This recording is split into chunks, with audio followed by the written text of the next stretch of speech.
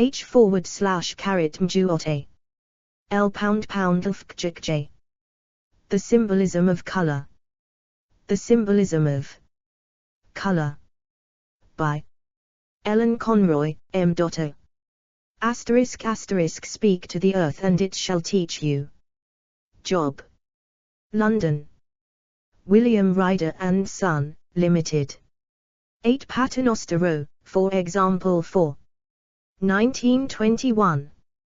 4K. I. Pro View, U. Contents. Chap. 1 Color a true symbol. 2 The old language of red. 3 The old language of yellow. 4 The old language of green. 5 The old language of blue. 6 The old language of purple. 7 The old language of white. 8 The old language of black. 9 The old language of brown and gray. 10 The old language of the rainbow. Appendices. 1 Schools of color. 2 The colors of the planets. 3 Chromatics of the sky. 4 Yellow. 5 Color and form.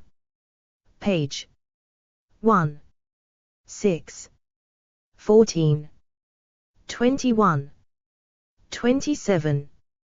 36. 40. 46. 50.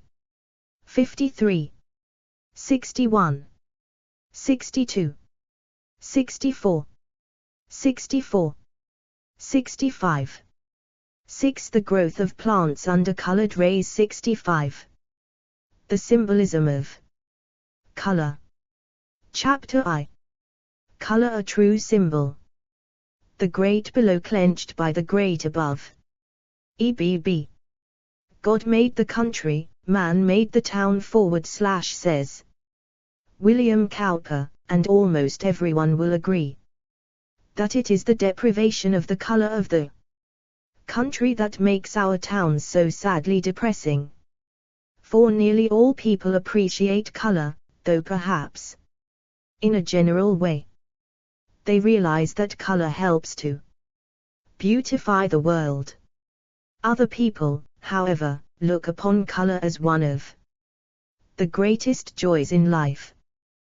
The color of the woods, the flowers, the sunrise, and the sunset are sources of the very deepest emotion, exalting them above mere interest in external things into the very highest realms of vision and beauty. The colors of an artist like Titian make them realize the joy of living. Even the word pictures of the poets do the same, so that they become firm believers in the 1. 2 The Symbolism of Color.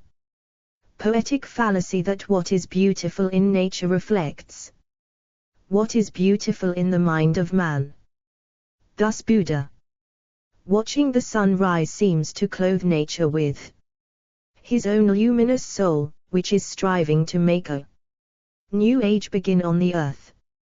Edwin Arnold, in his Light of Asia, tells us that the Buddha rose just before the false dawn and stood watching the sleeping earth with ardent eyes and thoughts embracing all its living things, while o'er the waving fields that murmur moves, which is the kiss of morn waking the lands, and in the east that miracle of day gathered and grew.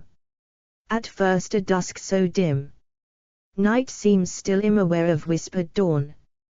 But soon, before the jungle cock crows twice, a white verge clear, a widening, brightening white, high as the herald star, which fades in floods of silver, warming into pale gold, caught by topmost clouds, and flaming on their rims to fervent golden glow, flashed from the brink with saffron, scarlet, crimson, amethyst, whereat the sky turns splendid to the blue, and, robed in raiment of glad light, the King of life and glory cometh. As we read the passage, the whole scene arises before us, of the lonely watcher and the glorious eastern sky. In other versions of the same event, however, we have more definite teaching concerning these beautiful sunrise hues. The Buddha plays his veena and the color of the sky changes according to his 7 notes: yellow, blue, violet, green, pink. Color a true symbol 3. White and cream, not colors given by chance, but of deep esoteric meaning.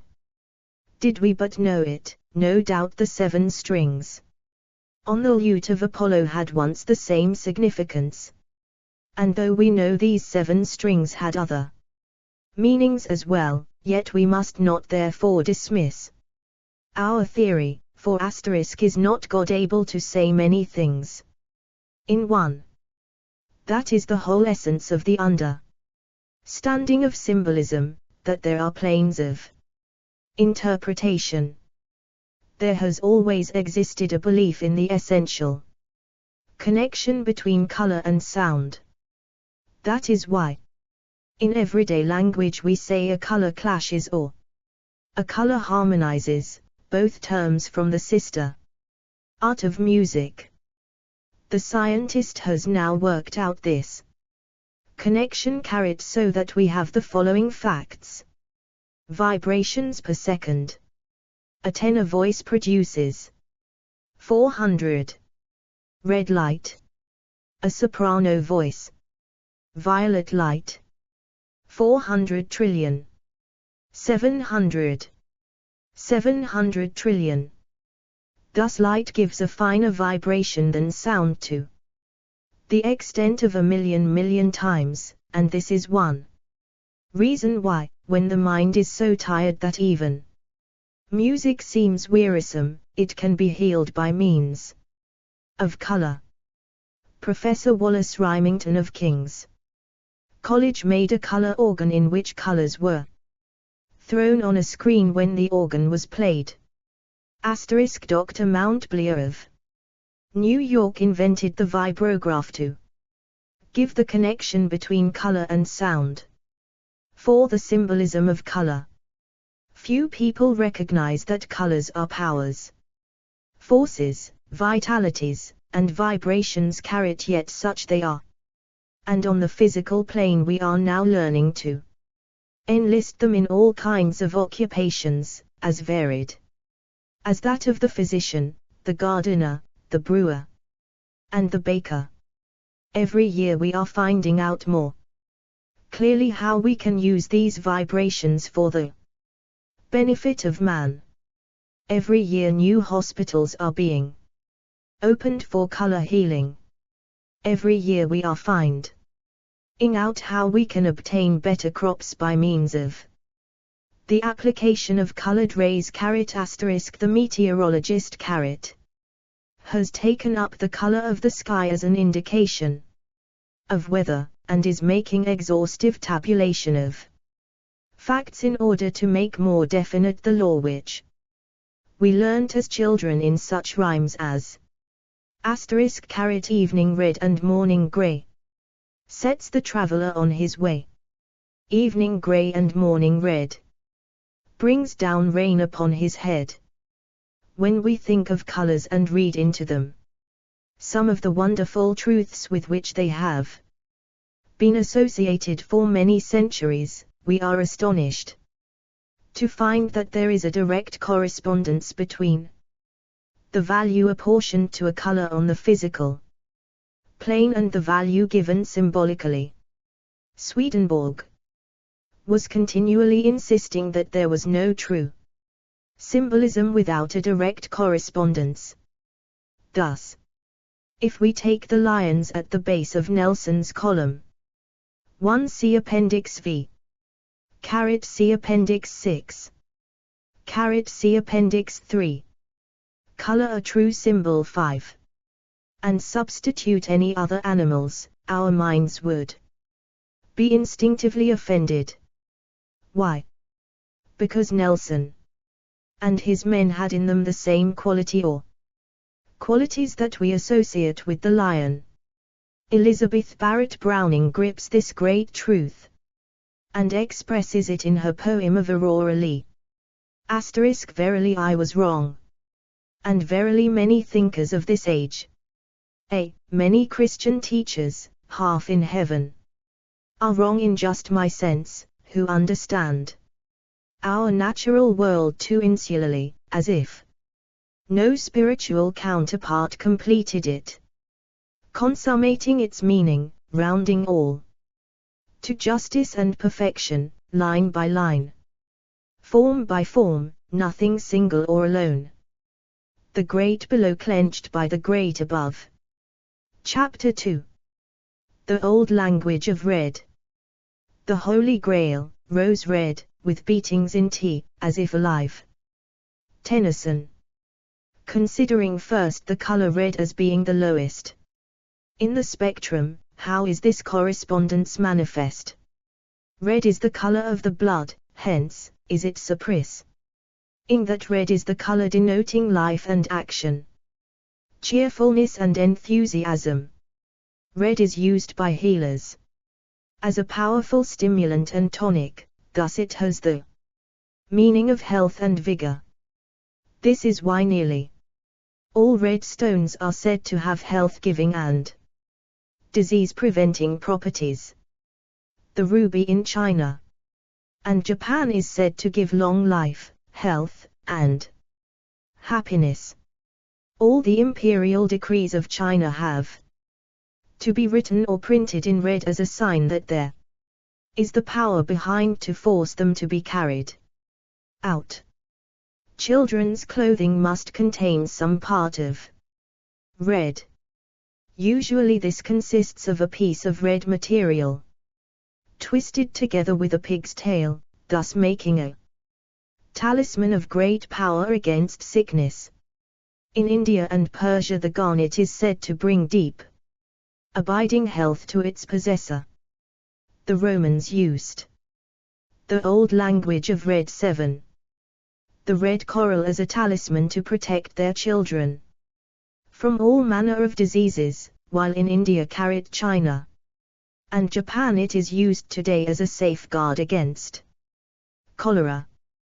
The red carnelian was used by the Hebrews to prevent attacks of plague, and in China it is worn to prevent stomach troubles. Again, we find the healthy man is inclined to be more cheerful than the sickly man, so we instinctively think of Mr. Greethit as a man with rosy cheeks. The garnet has nearly always been said to bestow the gift of cheerfulness upon its wearer. Then we find that the healthy man is usually more courageous and daring than the weakling. Hence red often means courage. In fact, the lack of red in the face is taken as a sign of the lack of courage, as in Macbeth carrot where the page boy is told, go prick thy face and over-red thy fear, thou lily-livered boy. Courage was said to be the gift of Mars, the god of war, hence red is the color of war, whether in its most barbaric, cruel form or in its chivalrous form. Astrologers assign this color to the planet Mars from its symbolic value, and not merely because Mars looks red in the heavens. Mr. Alan Leo writes thus: the planet Mars, which is known by its red color, is said to be light and exhaustive in its influence. It presides over all adventure, enterprise, and heroic acts. It makes the mind daring, combative, courageous, fearless, and venturesome in everything where pluck, force, and the symbolism of color, energy are required. The Mars man will be foremost. He will be first in any acts of bravery, and often regardless of his life and of the consequences of any noble act where courage is required. So it is that the brave man is known as the man of self-sacrifice. Thus the color of red takes on this added meaning of self-sacrifice, sorrow, or suffering, which at first seem contradictory meanings to those of enthusiasm, life, and cheerfulness. In art, the martyrs are often clothed in red as a sign that they have suffered, and also as a sign that they had the enthusiasm for the cause, so that the sorrows and cruelties they endured were accounted by them nothing, for red is preeminently the color of enthusiasm, of the fire which inspires a man to fight his way through all obstacles or perish in the attempt. It is thus most fitting that Moses should receive his life work when near the burning bush, which is surely the most appropriate symbol of the quality necessary before one can become the leader of a nation or change it from one of slaves to one of freemen. Red is the color of the leader, the color of the kingly robes carried. Then we may remember that pretty legend of the Christmas rose, when the shepherd's little daughter, having no other gift to offer the infant Christ, gave him a fragrant white rose, which was no sooner touched by the babe than it became a deep glorious red, emblematic of his future suffering. One in ancient Wales, red robes showed honorable rank. The old language of red 9. Carat red is also the color of the flame of love. As Robert Burns sings gaily. *O. My love is like a red, red rose that's newly sprung in June. Perhaps you remember that picture of Rossetti, called Dante's Dream, where Beatrice lies cold and still, clad in white, while love is seen clothed in rose-red robes leading Dante to her side. Then love said, "Carat, now shall all things be made clear. Come and behold Our Lady where she lies." Based on very much the same thought, there was an old legend that a red carbuncle was placed at the prow of Noah's Ark to give light and guidance. This legend no doubt grew out of the appropriateness of red as a symbol for the burning love that directed the boat and brought it safely to Ararat, and also from the fact that the carbuncle gives off a faint phosphorescent glow in the dark. Psychics see this very clearly indeed, but it is visible also to persons of normal vision. Among nearly all primitive nations, red berries, such as those of the mountain ash, symbolize the Spirit of God. They have been called by such names as holy seed or fructifying honeydew. In front of the high altar of a church or cathedral is seen the red lamp burning perpetually as a sign of the deep, intense, sacrificial, all-enduring love of the Creator. The communion wine also partakes of this mystic. 10. The symbolism of color. Symbolism, when the joy, the fervor, and the uplift of the spiritual life is imparted to man. There is a beautiful passage in Tennyson's Holy Grail when this mystic cup is seen by Sir Percival's sister floating down into her convent cell on a shaft of silver light, making wondrous melody in its passage. And down the long beam stole the Holy Grail, rose-red with beatings in tea, as if alive, till all the white walls of my cell were dyed with rosy colors leaping on the wall.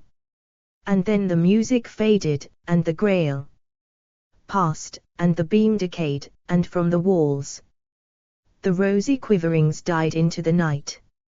Or we may like to call to mind the esoteric order of Rosicrucians, in which all the glorious symbolism of the rose and the cross blended. Or again, we may think of the red carnelian buckle of Isis which was attached to the neck of the deceased while these words were chanted. ****, the blood of Isis, and the strength of Isis, and the Words of power of Isis shall be mighty to act as powers to protect this great and divine being, and to guard him from him that would do unto him anything that he holdeth in abomination. You will find that in all symbolism there is an exalted meaning given to the symbol and a debased meaning. For example, a dog may mean all that is noble and full of devotion, or it may give the meaning of all that is mean, low, and despicable. In the case of red it may, as we have seen, be the old language of red 11, sign of the sublime, strong love of the Creator, but at the same time it can refer to debased love and carnal passion, i.e. love without the sacrificial element. Thus we have in Revelation 16:3 the great red dragon who seeks to destroy the woman clothed with the sun, i.e. the woman or soul who is clothed with the sun of righteousness. The dragon is frustrated in his attempt by Michael, whose name means like unto God, for what is ignoble must ever yield to the noble. Sometimes red may be used as a sign of exuberant animal spirits, for example in the expression to paint the town red. Lastly, let us remember that the name Adam means siege, and so he symbolizes man unregenerate, of the earth, earthy. Perhaps it would be wise to consider the color pink next. Pink is hardly a color so much as a tint, but as it has a definite symbolism, I have placed it next to red. It is a most useful color in healing. In the human aura it often denotes the healer. Certainly in its esoteric meaning it denotes the man who wishes to use his life for the healing of others, and the man who receives inspiration how he can help to uplift humanity. Unfortunately, our poets do not often use the word because of its ugly sound. When Buddha sat under his bo tree, Ficus religiosa, to meditate how he could save the world, it is said that his whole body became enveloped in 12. The symbolism of color. A most radiant blush rose color. Edwin Arnold describes this scene. There flew high overhead that hour 5 holy ones, whose free wings faltered as they passed the tree. Asterisk. What power superior draws us from our flight? They asked, for spirits feel all force divine, and know the sacred presence of the pure. Then looking downward, they beheld the Buddha, crowned with a rose-hued aureole, intent on thoughts to save, while from the grove a voice cried, *Bishes. This is he shall help the world. Descend and worship. So the bright ones came and sang a song of praise, folding their wings. Then journeyed on, taking good news to God. The color pink is said to be the esoteric color of the mystic number 5. V*Lich is the number of power, inspiration, and love healing, e.g., 5 is the number of points in King Solomon's seal, which was a talisman of power and inspiration. The pool of Bethesda, we may remember, had 5 porches, and it was there that the sick were healed. We see from this connection that similar truths are wrapped up in other groups of symbols. In fact, we find that whether we take colors, or numbers, or trees, or animals, or mountains, or rivers, we learn the same deep truths. The mystics knew that each was an expression of the heavenly mind. Earth's crammed with heaven, and every common bush afire with God. But only he who sees takes off all his shoes. 1 EBB, Aurora Lee. The Old Language of Red 13. Carlyle used pink in its debased sense when he speaks of the rose-pink hue of sentimentality / meaning a hue that lacks full virility. When we come to the color orange, however, we find that the ancients hardly ever refer to it. If it had very much red in it, it came under the symbolism of red. If it had very much yellow in it, then the symbolism of yellow was considered to embrace it. They did not know it as a primary color. Chapter 3. The Old Language of Yellow. Into the yellow of the rose eternal. Me Beatrice drew. Dante. Yellow is one of the most interesting colors. Being the color of the sun, all the attributes of the sun were given to it. Like red, it was considered a masculine color, while green, blue, and violet were thought of as feminine. Like red, too, it is used by healers as a tonic. As it is of such healing value to the brain, we are not surprised to find that amber has been used as an antidote to insanity. Yellow stones are said to bring happiness to their owners, for yellow was said to be the color of unity, unity in action, unity with the spiritual powers of the universe. Unity with the Son of Righteousness who comes with healing in his wings. This old meaning of the color yellow was well known and understood in the old Roman Catholic Church. Therefore Dante, who wrote much of his great divine comedy consciously or unconsciously, to interpret these old ideas and to enshrine them in 14. The Old Language of Yellow L5. Poetry forevermore, says when he has reached the highest part of heaven and is once more with Beatrice. Into the yellow of the rose eternal. Me Beatrice drew. The Pope, on the fourth Sunday in Lent, presents a golden rose of jewels to any person greatly beloved by the Church. One can notice in the world at present a deep and increasing love for all yellow colors / for it is a color that gives the appearance of sunlight to the most cheerless rooms.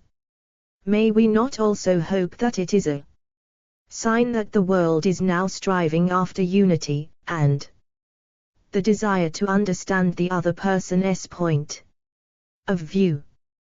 The yellow J _Jdamia _by the Buddhist J _sa. Simbo, _ that he I no W on the path that is _ to lead to spirituality. The light of MJL tells us that Buddha taught his supreme truths to his own, them of the yellow robe. He taught them to practice yoga. What is yoga? To the Western mind, it usually means a kind of magic, even charlatanism. But the real meaning of the word is *union. The belief of these yellow-robed men is that they have within them a spark of the Godhead, and that, by suppressing the bodily desires and by concentrating their whole mental and psychic energies towards trying to understand this higher part of their nature. See Appendix 4. 16. The symbolism of color. They will become united with the Supreme Spirit, and will understand how to do many things and see many things that the ordinary man cannot do or see. Vishnu is clad in yellow for the same reason. In the vision of Ezekiel, God is seen in the color amber. At least, the amber color is the outward sign of the presence of God. In the ceremony of making a child become a Brahmin, a piece of saffron cloth is bound to his arm with a yellow cord. The Mexicans gave the Name Khan to the god who supported the sky. The same word meant yellow. Yellow is the royal color of China, and the privilege of wearing yellow is most jealously guarded. For does it not show that its possessor is a son of the sun? Similarly, the saffron robes of the ancient Irish nobility were a sign of their rank. Yellow is the marriage color in India, and the bride stains her hands yellow as a sign of the happiness and unity she expects in her married life. The Roman bride wore a crocus-colored veil and yellow shoes. Among the Jews, marriage may be performed under the talais, an orange silk robe stretched on 4 posts.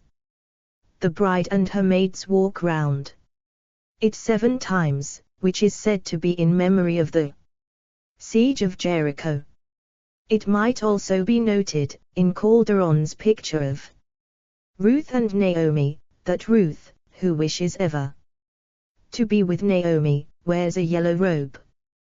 Perhaps the old language of yellow 17. By chance, perhaps by design, or perhaps by intuition. Among the Mayas and Egyptians, the great serpent of the universe, who symbolizes eternity and wisdom, was said to be blue in color but to have yellow scales. In China, the golden cock proclaims the dawn. The golden hawk, the golden eagle, the golden ass-carrot, and the golden calf were all symbols of deity. Athena, who represented union with the mind of Zeus, had a robe called the peplus, a crocus-colored garment with figures woven into it of the gods conquering the giants. It was suspended to the mast of a ship when it was to be carried in procession, being too holy to be carried by hands.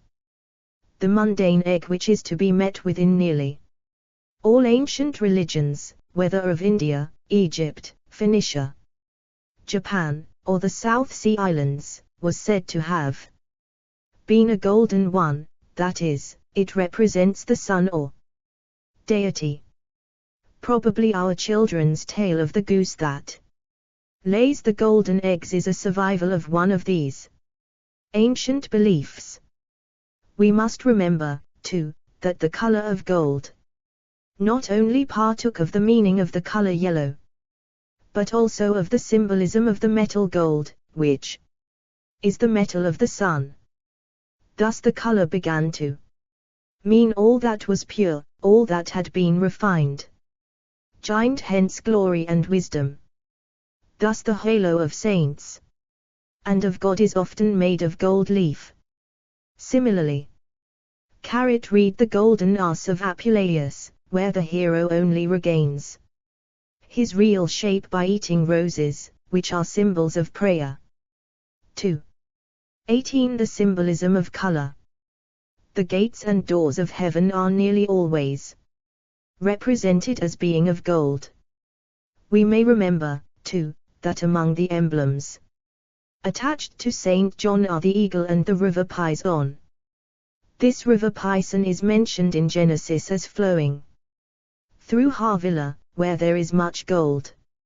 It therefore became the river of inspiration and the wisdom of God, and since St. John received the greatest vision, it was considered his most appropriate emblem. The ladder which Jacob saw in his dream at Bethel, or the house of God, is described by Dante as being of gold. I saw reared up in color like to sun-illumined gold a ladder, which my ken pursued in vain. So lofty was the summit. For it is by the ladder of wisdom that we attain wisdom and receive inspiration. The Pre-Raphaelite Brotherhood made it their particular joy to replace this beautiful symbolism into art. Thus Dante Gabriel Rossetti speaks very beautifully in the blessed damozel of a golden thread of life that is woven into the robes of the spirits, who arrive in the next world after having lived during earth life in unity with God. Asterisk. We too, she said, will seek the groves where the Lady Mary is, with her 5 handmaidens, whose names are 5 great symphonies. The Old Language of Yellow 19. Cecily, Gertrude, Magdalene, Margaret and Rosalis. Circle-wise sit they with bound locks and bosoms covered, weaving the golden thread to fashion the birth robes for them who are just born, being dead. This golden thread is spoken of by the mystic Blake. I give you the end of a golden string. Only wind it into a ball. It will lead you in at heaven's gate, built in Jerusalem's wall. The Greeks also had a legend of a golden thread by which Jupiter drew up souls to heaven. Here we might mention the golden bough given to Caratnes in order that he may visit the dead and yet retain his life. J. Enid, BK 629. In the Kalevala, the great Finnish epic, Ilmater is invoked. Ancient daughter of creation, come in all thy golden beauty. Asterisk. And as Ilmater stands for wisdom, we are not surprised that Ecclesiasticus should say, get wisdom, and get much gold by her. So also Keats writes, much have I travelled in the realms of gold. In Babbitt's book on colour there is an illustration of the aura seen round the head of a man. Above the top part of the head is seen the colour yellow. Now, the phrenologist locates this as the seat of 20. The symbolism of colour. Spirituality. Thus we see that once more 2 studies agree in their conclusions. Yellow was thus to the ancients the greatest of all the colours, and had the most exalted meaning. It is perhaps to be expected, then, that in its degraded meaning it is the saddest of all colours. For we recognize the deceitful Judas very often in ancient pictures from the fact that he is given dingy 3-carat yellow robes. The Jews in Venice formerly had to wear yellow hats, to show the scorn in which the Venetians held them. Yellow is the color of decay in vegetable life, of the poorness of life. Thus it means separation instead of unity. Chapter 4. The Old Language of Green. Hope rules a land forever green. Wordsworth. Hope rules a land forever green, says Wordsworth. Jewel means a land where nothing dies, for green is the color of plant life, the color of spring and of all that is fresh and young and joyous. When looking at Watt's picture of hope, we see that she sits almost like a picture of despair, but she is trying to obtain music from her one last string. We notice that the green Watts uses is of a particularly hard, bluish character, so unlike the joyous green of spring. When Rossetti in Dante's Dream depicts the 2 maidens lifting the veil from the face of Beatrice, we notice what a full rich green he uses for their robes, for he wishes to make his color proclaim the fact that he feels no despair, but a sublime hope and faith, which will go with him until the time that Beatrice will draw him into the yellow of the rose eternal. Asterisk. Shelley understood that green meant hope and gladness, for he wrote, many a green isle needs must be in the deep, wide sea of misery. 21. 22. The symbolism of color.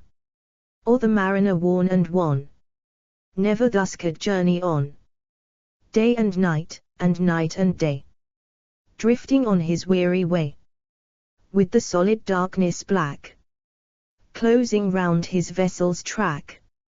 Whilst above, the sunless sky, big with clouds, hangs heavily, and behind, the tempest fleet hurries on with lightning feet, riving sail, and cord, and plank, till the ship has almost drank death from the o'er-brimming deep, and sinks down, down, like that sleep, when the dreamer seems to be weltering through eternity. Asterisk. Among the ancient Druids of Wales, green vv carat as the color of the robes of the Ovates, that is, the men who were hoping to become bards or druids. Later, the color green was used by the people of the East with a much deeper significance, however. The Hindus said that Om, the sun, drove across the sky in a chariot drawn by a green horse with 7 heads, and preceded by Aruna, the dawn. As we have no green horses in nature, the state meant must be highly symbolic. Horses are always a sign of knowledge carat in the old Hindu zodiacs, instead of the constellation Aries or the ram. 1 of Sanskrit harit equals L, a horse, 2, the light, bright, shining. Cf. Pegasus, the winged horse of the Muses, in poetical imagination. The old language of green 23. We often have a horse. Aries is the sign governing the head or mentality. The horse is used in exactly the same way. The number 7 means what is complete in both body and spirit, for it contains the basic 4, which is the number of man, who has to perfect his fourfold nature: body, mind, soul, and spirit, and also it contains the 3, which is the perfection of the Trinity. For every great religion has contained a Trinity. Thus we see that 7 refers to perfection in all things, whether of heaven or of earth.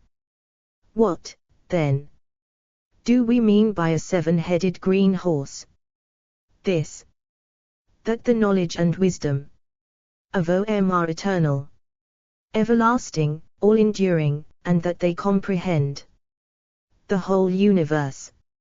In Palestine, St. George is sometimes called the everlasting green one, for the fight between good and evil is never ending, but to the true St. George the victory is ever assured. Time was addressed by the Egyptians as the everlasting green one, for the main experiences of life are the same to everyone, whether born now or hundreds of years ago. External circumstances alter, but each person has the same lessons to learn. The Fortunate Isles of the Greeks and the islands of the blessed of the North American Indians are said to have been green. Nearly all evergreen plants were considered especially sacred.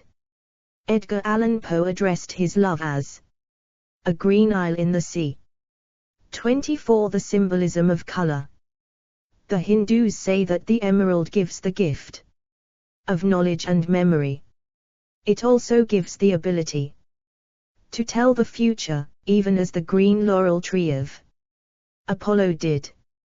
The emerald also confers immortality on the soul, and enables it to gain faith. This belief will surely explain why green stone amulets are so common in the tombs of the Egyptians, for faith would bring them safely to the fields of peace, where immortality was enjoyed.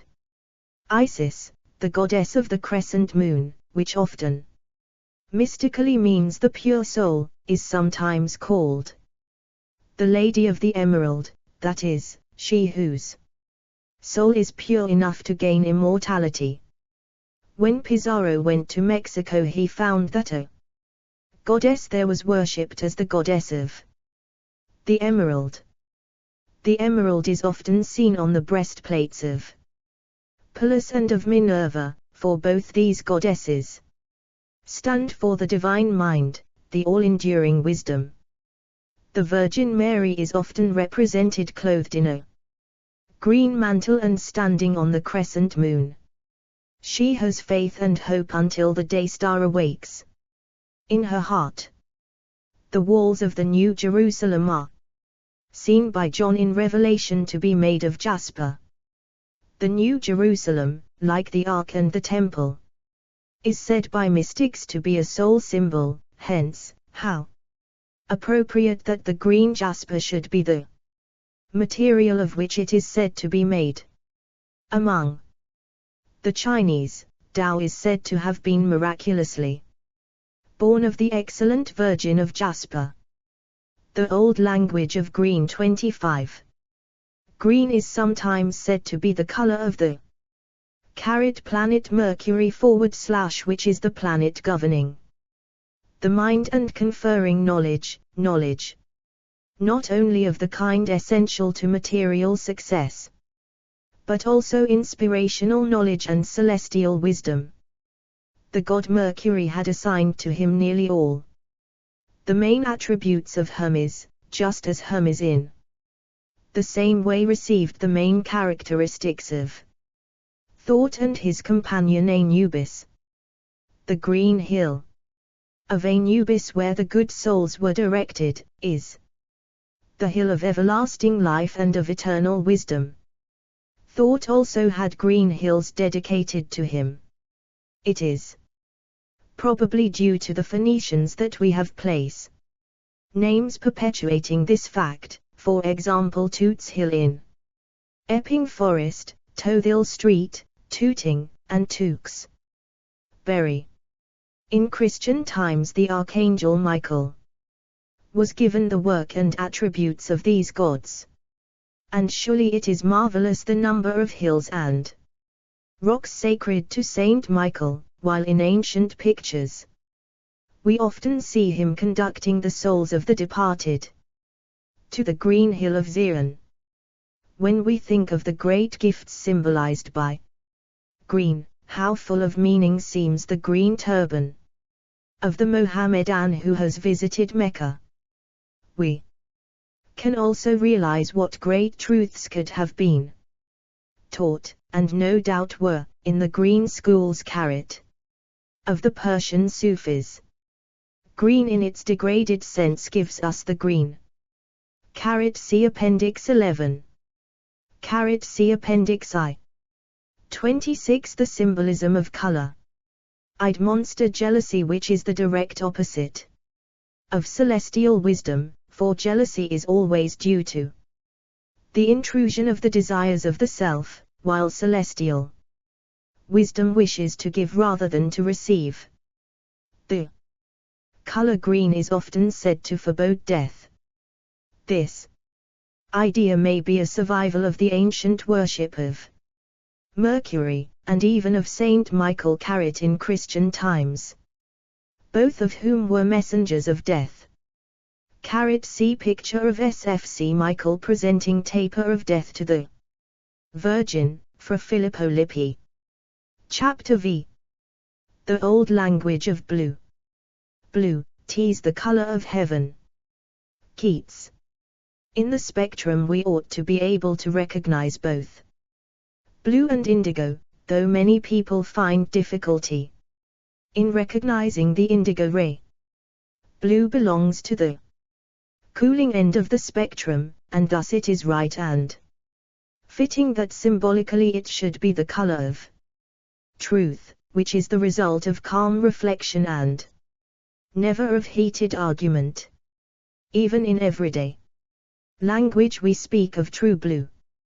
Blue is the color of the heavens, that is, blue is the color of the abode of God.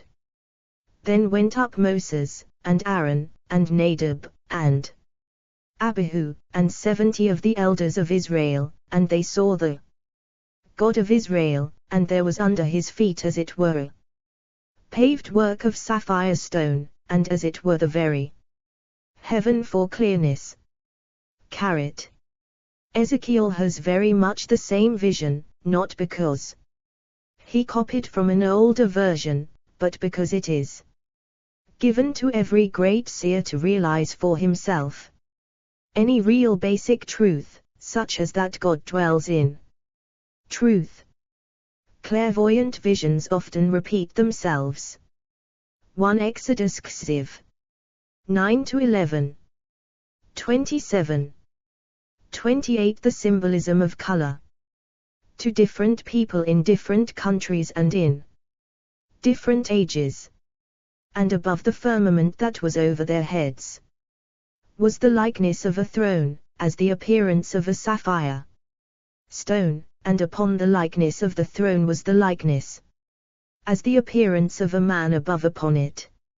And I saw as the color of amber. Carat. A wonderful vision truly that carateth in truth dwells. The amber of unity and the divine spirit. The Egyptian judges wore a breastplate of blue, covered with symbolic figures. The blue was to show that they would reverence truth in their judgments, and not stoop to bribery. Moses was commanded to make the robe of the ephod of blue, and on the skirts of it were to be pomegranates of blue. This was to symbolize that the true priest of God was to abound in truth, not in inane facts and formalities. Truth is ever greater than mere facts. Facts may sometimes give the appearance of an untruth, but truth is ever one and indivisible. As said previously, it contains unity. Again Moses was commanded to speak unto the children of Israel, and bid them that they make them fringes in the borders of their garments throughout their generations, and that they put upon the fringe of the borders a riband of blue, that ye may remember, and do all my commandments, and be holy unto your God. 2. Here we might mention that the rabbins considered that blue was the color of the two stones on which 1 Ezekiel I-26. Carat Numbers 15. 38. The Old Language of Blue 29. The commandments were written. Plato tells us that the robes of the priests of Atlantis were blue. The Buddhists say sapphire produces peace of mind and equanimity.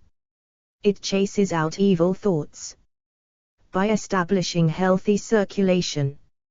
It opens barred doors to the spirit. It produces a desire for prayer.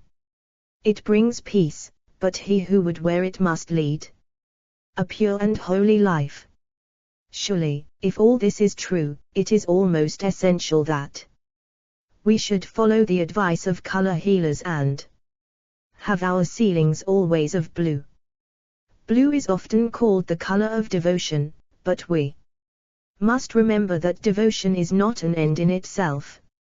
It is the striving after eternal truth and wisdom that matters. So much did the Hindus think of the color that their gods are addressed by the epithet *Narayan, and they are said to be born of the sea whichever reflects the blue of heaven. In Egypt the gods were often painted blue to show their heavenly origin. For example, Neph the creator, the great mind, wears blue robes.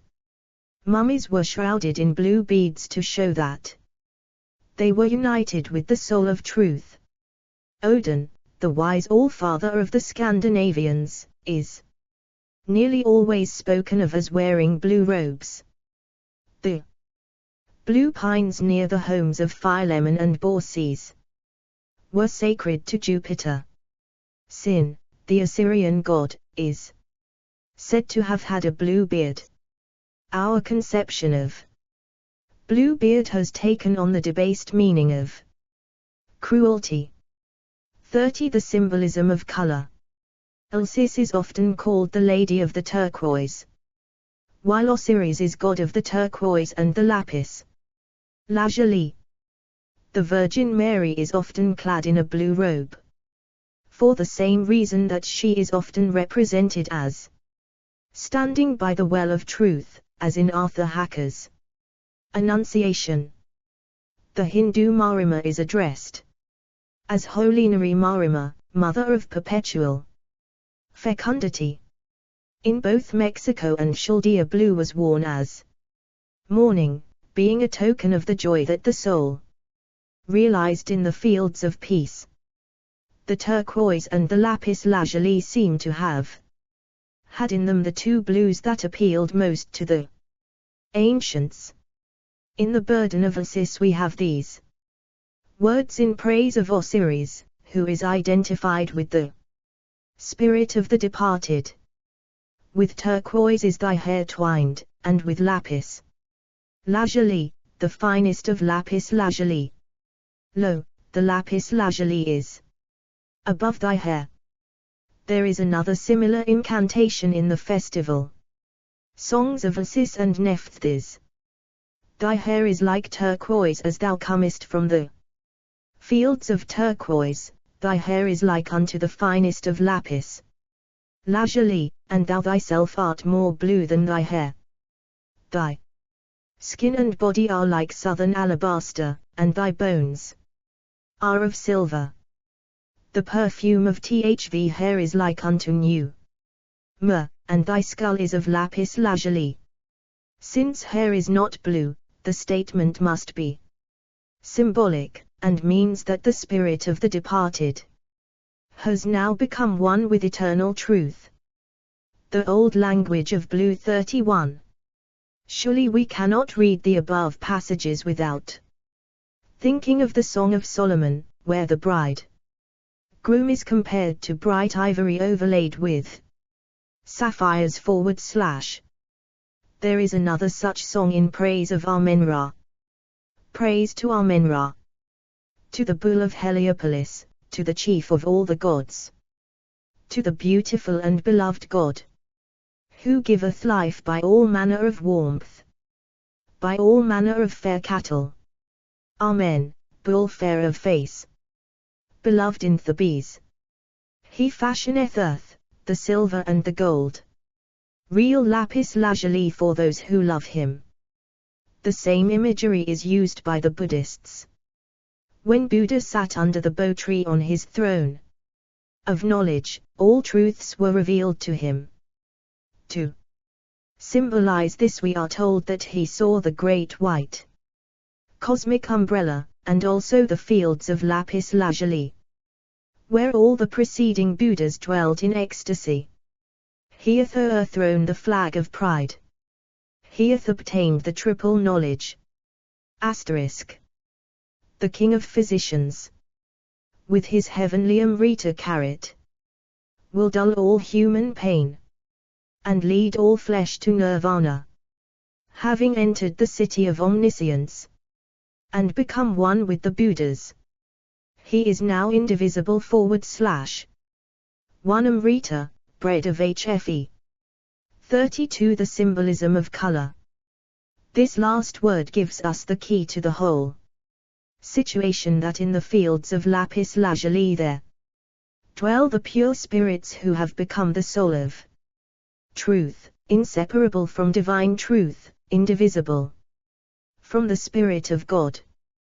When we consider the Greeks, we remember that Homer always speaks of Pallas, the goddess of wisdom, as the blue-eyed maid, for is she not the goddess who teaches the will of Zeus and the truths of Zeus?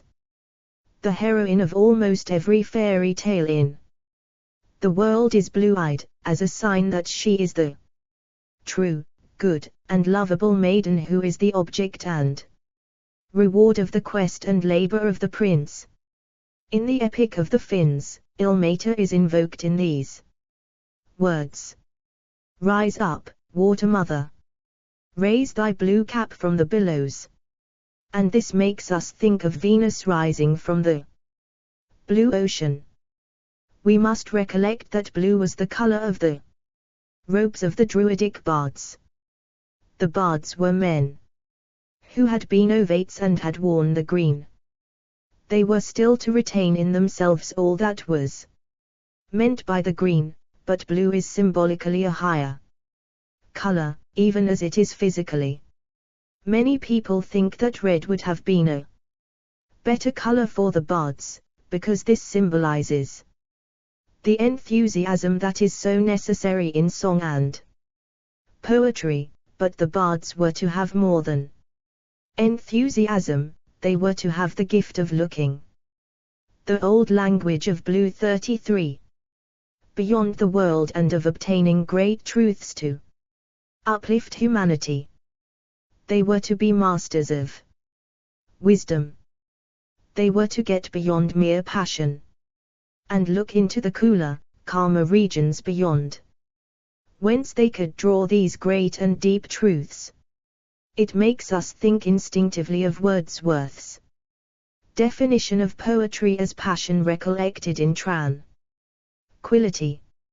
From the great triads of the Druids we learn the duties of the bards. 1. To make a country habitable.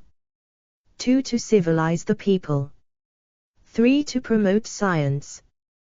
Blake had the same belief in the duty of a poet, which he expresses very beautifully. I will not cease from mental strife, nor shall my sword sleep in my hand, till we have built Jerusalem, in England's green and pleasant land. The work and duty, as given in the first two parts of the triad, recalls J. Russell Lowell's wonderful lines. He who would be the tongue of this wide world must string his harp with chords of banded iron, and strike it with a toil-embrowned hand. In our own time, Maurice Maeterlinck has written a little play called The Blue Bird. The playbills tell us that the quest of the blue bird is the quest for happiness, but it seems to be far more than this. 34. The symbolism of color. Bird often symbolizes spirit. Thus the quest of the blue bird is really the quest for spiritual truths. The children in their journey first appeal to their dead grandparents for the bird. By this Maeterlinck means us to ask ourselves whether the past was able to know truth, and the fact that the children do not find the bird there shows us that Maeterlinck thinks truth is of the future. Still, the children have grown by appealing to the past, as is shown when the grandparents measure the children against the door. They have also another great fact to learn, that there are no dead. Next the children ask the trees if they have the blue bird. These trees, who think they are the rightful custodians of the bluebird, and resent the intrusion of the children, represent the persecuting churches of the world who have become stereotyped and hate progress. So the children are in great danger and are only saved when the dog, or human common sense, bursts his bonds and fairy light comes to the rescue. The children never find the bluebird, for is it possible to obtain universal truth and put it in a cage? When a man says vaingloriously that he has all truth, it is a sign that he is very far from his statement. Still MYTYL and TYL are better children for going on their journey, showing that it is the quest that is the great thing. 1. C. Henry Rose, The Blue Bird. The old language of Blue 35. Blue in its lowest meaning signifies depression and despair. We have such expressions as a fit of the blues. Or again it may mean hardness, coldness, or cruelty, even, as in such an expression as steel blue eyes or blue beard. A blue stocking means someone who has cultivated intellect and left out Affection. Chapter 6. The old language of purple. And they put upon him a robe of purple. St. John. The next and highest color of the spectrum is violet. Like green and blue, it is calming and soothing in its influence.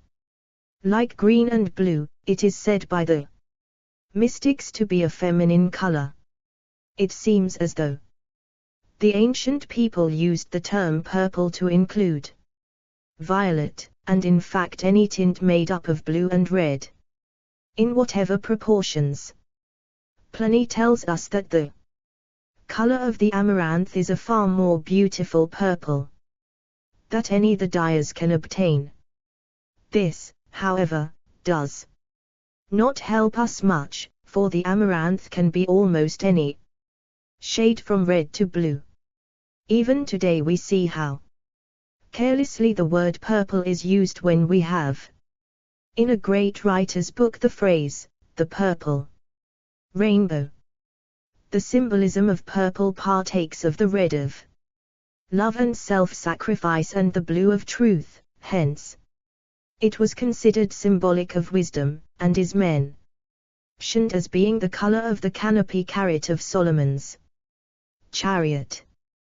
Purple was considered the most glorious of Carrot Song of Solomon 3:10. 36. The old language of purple 37. Colors, for the purple dye was so costly that it became part of the insignia of royalty. In England, it is used as the sign of royal mourning. Before we really comprehend the symbolism of purple, however, we must reflect that purple was said by the Egyptians to be the color of the earth.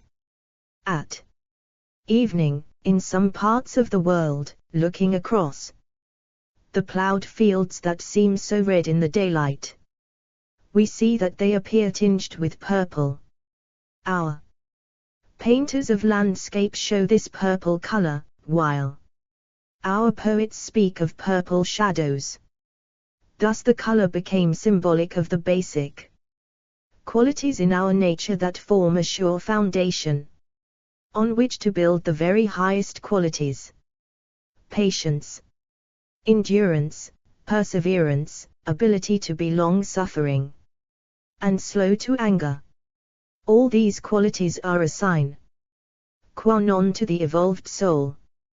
This is why the suffering Christ was given a purple robe before his crucifixion. It is to show that the King of Kings is also the lowliest and most gentle of all beings, that he had such humility as was expressed in the washing of the disciples' feet. As he himself said, "He who would be the chief among you, let him be your servant." How we think here of the humble, fragrant violet. We remember the story of Sir Gareth in the Idylls of the King. And Gareth bowed himself with all obedience to the king, and wrought all kind of service with a noble ease that graced the lowest act in doing it. 38. The symbolism of color. The Egyptians often made their soldiers talismans of amethyst because they said that this stone could give them the necessary calmness of mind to ensure victory. The Magi of Persia said that amethyst was born of the sun and of the moon, which confirms us in the belief that purple has all the symbolism of the red and of the blue, the masculine and feminine forces, the spirit and the soul. It evidently seems to have been used in this way by the Finns, for in the Kalevala sails over the blue back of the waters till he gains the purple-colored harbor of the next world. Here purple is used of a greater realm than that of the ocean. Many old rosaries were made of amethyst, because its effect was to make the wearer withdraw from all the trials of the world and worship in a holy calm. In King's ancient Gnostic hymns we are given a translation of a poem by Marbodus. On high the amethyst is set, in color like the violet, with flames as if of gold it shows, and far it purple radiance throws. The humble heart it signifies, of him, who in the Saviour dies /. So we see why the martyrs are often represented as being clad in purple. This ability to endure for the truth brings them the fullest reward in the love of the Saviour. When we see the angels with purple robes, it signifies that they partake of the sorrows of Christ. The old language of purple 39. And desire to help men with loving messages to attain the heavenly home beyond the blue firmament. In some of the ancient orders of nuns the women wore purple veils as a sign of repentance and of faith in the divine love of God. Shakespeare, in A Midsummer Night's Dreary, speaks of the flower of purple dye, hit with Cupid's archery, a flower that we now consider to be the pansy, the name of which is probably derived from penseo, moi, and emblematic of humility and sweet, loving thoughts. Purple in its debased meaning gives us overweening pride, pomp, and vanity. It is the color of the rich man who has no love in his heart for Lazarus, and no belief in anything but the things of the world. Chapter 7. The Old Language of White. Oh, what a power has white simplicity! Keats. It is to be remembered in studying ancient color symbolism that it was not realized that white was the sum of the 7 colors of the rainbow. To us, because we know this fact, white is more naturally the color of unity than yellow. Thus, Shelley writes, life like a dome of many-colored glass stains the white radiance of eternity. White, in fact, symbolized not so much unity as purity, innocence, and the great joy of the man who has fought the good fight and attained the spiritual life. It is to symbolize this joy that the souls of the redeemed in Revelation are clad in white robes. For the same reason Dante sees the souls of the blessed in paradise in form of a white rose. In form then of a white rose displayed itself to me the saintly host, whom Christ in his own blood had made his bride. Faces had they all of living flame, and wings of gold, and all the rest so white. No snow unto that beauty can attain /. 40. The Old Language of White 41. Tennyson, in St. Agnes Eve, uses white in the same way to convey the ecstasy of St. Agnes. Make thou my spirit pure and clear, as are the frosty skies, or this first snowdrop of the year, that in my bosom he's. The Archangel Gabriel is usually known in pictures, from the fact that his emblem is the lily, sometimes called the lily of the Annunciation, as a sign that a pure soul is necessary before Christ can take possession of it. Gabriel is usually said to be the angel of the moon, to which the color white and the metal silver were given by astrologers and mystics. It was the custom of Roman ladies to wear white. The wearing of bright colors was looked upon as portraying a lack of virtue. The word candidate tells us that integrity was expected of all persons desiring office. Hesiod the poet sees modesty and justice in white robes, and those fair forms in snowy raiment bright. Lea the broad earth, and heaven would soar from sight. Justice and modesty, from mortals driven, rise to th immortal family of heaven. Hermes sees the church as a virgin in white. *** Behold, there met me a certain virgin, well adorned, and as if she had just come out of her bride chamber, all in white, having on white shoes, and a veil down her face, and her head covered with shining hair. Now, I knew by my former visions that it was the church. 42. The symbolism of color.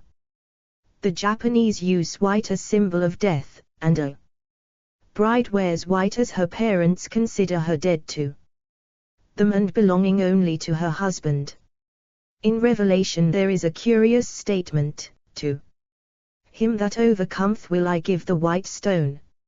It was the custom to give the victor in the games a white stone, so that the sentence seems a truism, as to him that overcometh will I give the sign of victory. But when we dig more deeply into the meaning of the white stone, we find that it is a sign of deity, of the Spirit of God marking out His chosen one. In the Amaravati tope at the British Museum, Buddha is seen sitting on the white stone, and sometimes the white stone is used in place of Buddha. In Ireland, until recent times, white stones were placed in a coffin and called God's stones.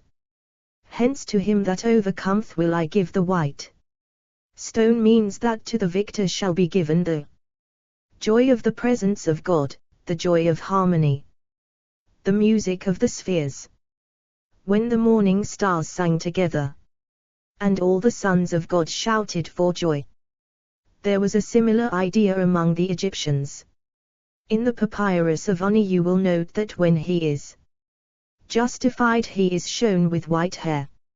Similarly, Christ in Revelation has hair carried as white as wool.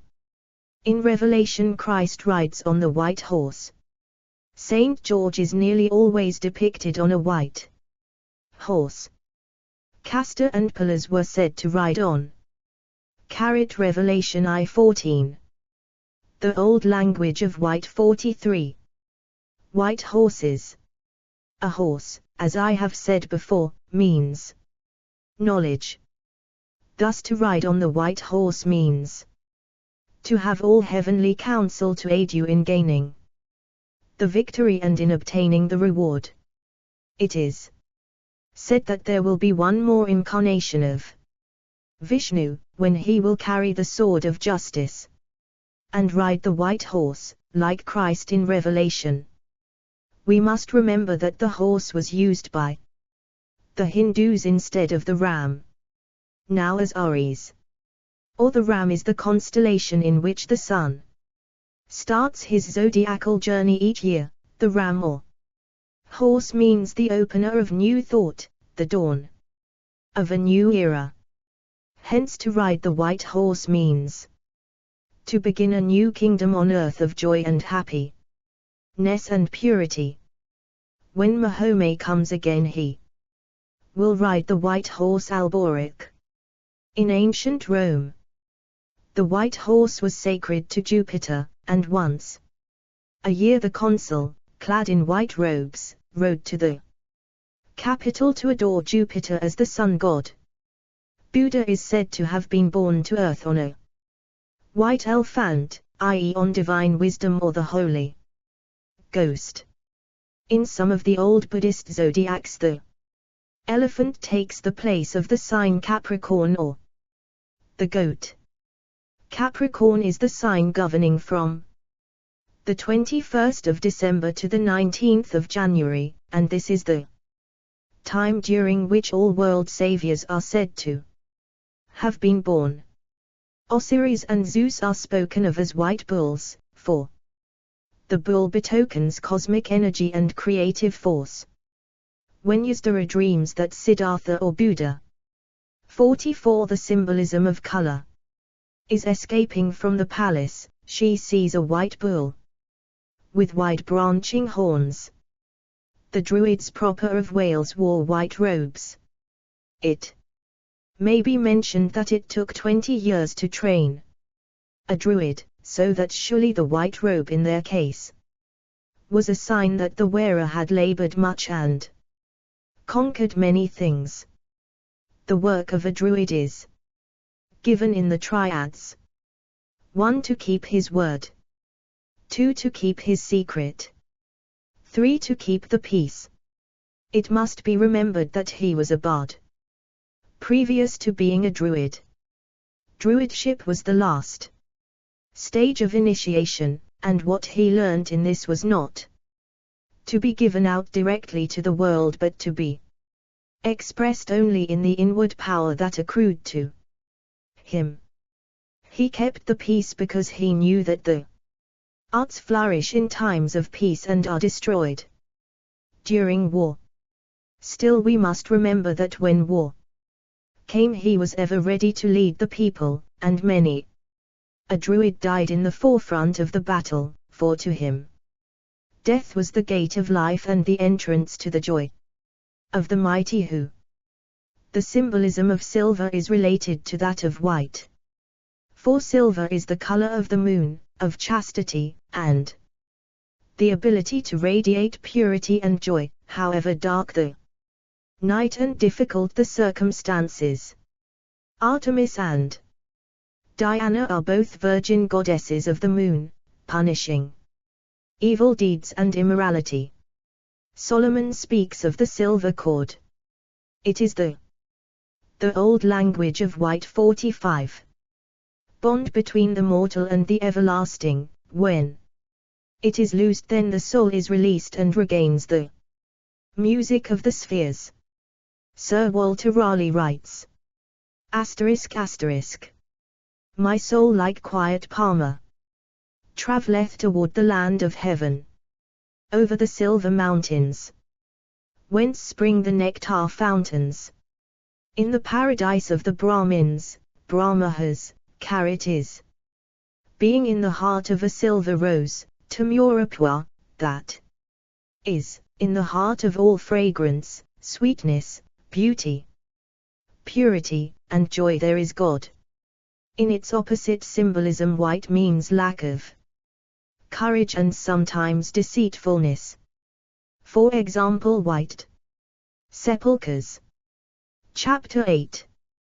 The old language of black. Upon all the glory shall be a defense. Isaiah. Although science does not now consider black as a color, yet it is still considered so by the public and was considered so by the ancients. To them it was the color of mystery and of the mysterious ways and wisdom of God. In Egypt, Neph, the creative mind, was sometimes addressed as thrice unknown darkness transcend in all intellectual perception, for certainly the wisdom of God is beyond the comprehension of human intellect. One of our modern mystics, Henry Vaughan, seems to arrive at the same thought when he says, "There is in God a deep and dazzling darkness," meaning that the mysteries of God are unfathomable but glorious. Black was considered the color of wisdom, and Milton, who is so accurate in his symbolism, uses it as such.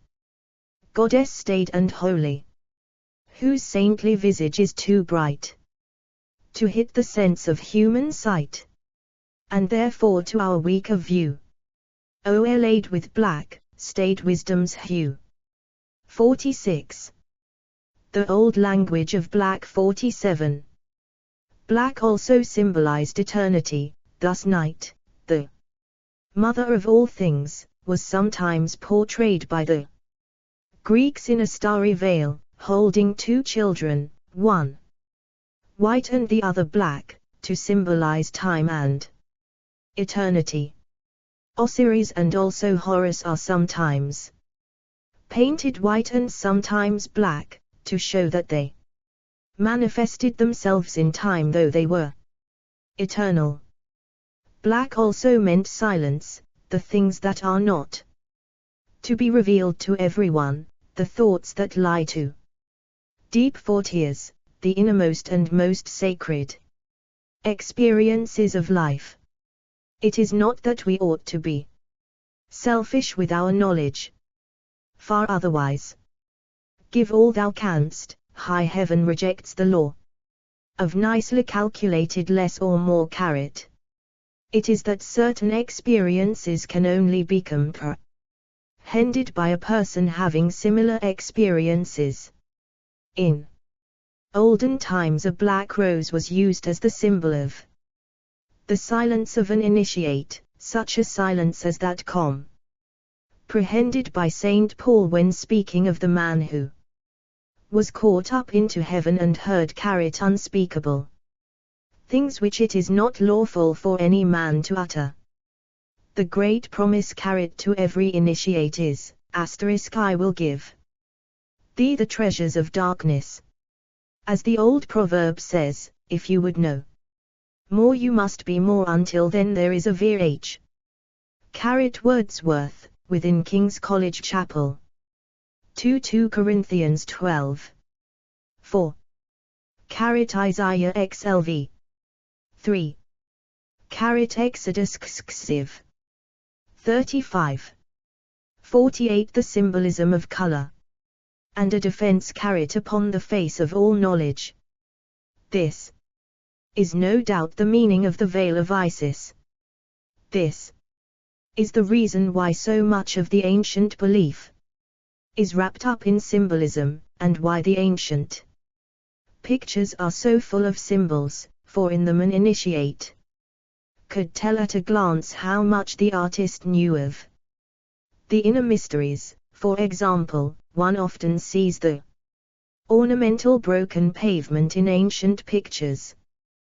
This was one of the many hints to look well into the picture and ponder much, for it represented not historical fact but mystic truth.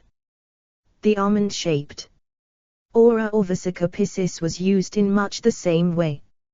Many pictures of the Ascension of Christ and of the Assumption of the Virgin contain the vesica piscis to show that if you did not believe these events to be historically true, yet they are deep truths relating to the spirit and soul of every man, that the spirit and soul do ascend when their labors are done. The architects, too, were versed in these hidden truths, so that we may truly say that our great cathedrals and churches represent the sum total of all the architect knew. They are really frozen religion. The ordinary person sees a great and stately edifice, but the initiate sees worlds on worlds unfold.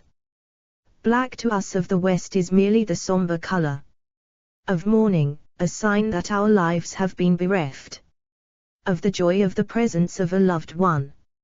It is perhaps the most depressing of all colors, physically, mentally, and morally, and surely if people believed 1 Isaiah 4. 5. The old language of black 49. In their religion they would never wear such a color. But unfortunately few people have the courage to go against custom, and to openly rejoice that their loved ones are in a better land. We may remember how the Lady Olivia's grief was reproved by the clown in Twelfth Night. Clown, good Madonna, why mournest thou? Olivia, good fool, for my brother's death. Clown, I think his soul is in hell, Madonna. Olivia, I know his soul is in heaven, fool. Clown, the more fool you, Madonna, to mourn for your brother's soul being in heaven. Of course black used with other colors often gives beautiful effects and throws these colors into relief. It is a most useful decorative color when used in moderation, but when totally unrelieved, it is an abomination. By shutting out the light rays of the sun it lays the whole system open to disease. In the human aura it is evidence of the deepest depths of human wickedness. Black in its lowest symbolism means this wickedness and foulness, and hatred of the light of the healing sun. The black angels are the evil angels. Black magic was occult art used for selfish purposes, and very often requiring blood sacrifice, even of human blood, in the performing of it. Chapter 9. The Old Language of Brown and Obey. Beauty is never lost. God's colors are all fast. Whittier. We next consider the color brown, the symbol of autumn and decay. The autumn may indeed be a beautiful season of mellow fruitfulness, and the rich red-brown hues may delight us, but for all this, the brown is a sign that the life is surely, though gently, passing away from the leaves. Yet because the tree does not die merely because the leaves perish, brown takes on the meaning of the still quietness that is necessary before the next period of thought. We have the expression to be in a brown study, that is, in a calm state of mind, oblivious to external facts and objects for the time being, yet really working out some deep problem that has to be solved before physical effort is of any value. There is a softness and gentleness about brown which calms our restless minds. Browns and other somber useful colors are usually tabooed by healers because they tend to depression. If rest is needed, this is better given by 50. The Old Language of Brown and Gray. 51. Blues and purples, since they are quietening in effect. In ordinary household decoration, golden browns may be used with the most restful and helpful effect. In the human aura, however, the presence of much brown indicates an unprogressed character, one who needs to make his life more spiritual. Gray eyes are considered by many the best for expressing tenderness and sadness, but as a rule gray denotes what is hard and unfeeling. Still there are such a number of shades of gray that probably this last meaning is only appropriate to the shades having much blue in them. Tennyson writes, "Break, break, break on thy cold grey stories, see, and I would that my tongue could utter the thoughts that arise in me." Kingsley writes, "You tease the hard grey weather, breeds hard Englishmen. Asterisk. Sends our English hearts of oak seaward round the world." W. S. Gary, in asterisk Heraclitus writes, "They told me, Heraclitus, they told me you were dead. They brought me bitter news to bear, and bitter tears to shed. I wept as I remembered how often you and I had tired the sun with talking and sent him down the sky." 62. The symbolism of color. "And now that thou art lying, my dear old Carian guest, a handful of grey ashes, long, long ago at rest, still are thy pleasant voices, thy nightingales awake. For death, he taketh all away, but them he cannot take." W. E. Henley, in his Song of the Sword sings, "Follow, follow me, till the waste places, all the grey globe over, ooze, as the honeycomb drops, with the sweetness distilled of my strength." Again we must contrast this modern symbolism with the ancient. Grey was the union of black and white, and so partook of the symbolism of each. Christ in grey robes was not a cheerless Christ. His grey robes symbolized resurrection, the triumph of life over death. They symbolize the joy of white over the despair of black, of the joy of knowledge of future and everlasting life over the dark, inscrutable ways opound apparent death. The grey friars wore grey robes to portray Christ risen, still alive and working for the people of earth. Chapter X. The old language of the rainbow. Be thou the rainbow to the storms of life. Byron. We have come to the end of our survey of the inner meanings of separate colors, showing us how the invisible things of God from the creation of the world are clearly seen, being understood by the things which are made. However, we should not properly complete our task if we did not consider the rainbow and the deep symbolic meaning attached to it. Since every ray gives out some great truth and blessing, the rainbow stood for all blessing, the sign of the presence of God's love. In Greece, Iris, who is sometimes regarded as the rainbow itself, or a goddess clothed with the rainbow, or dwelling in the rainbow, or making a rainbow path to earth, is the messenger of the gods. She is not mentioned in the Odyssey but very often in the Iliad. She has some of the functions of Hermes, but unlike Hermes has little or nothing to do with the pale realms of Pluto. She is generally looked upon as Juno's chief messenger, and confers blessings on those whom Juno loves. Romans I-20. 63. 54. The symbolism of color. In the Aeneid, Book 4, we have a beautiful description of Iris coming to release the suffering soul of Dido, the luckless queen of Carthage.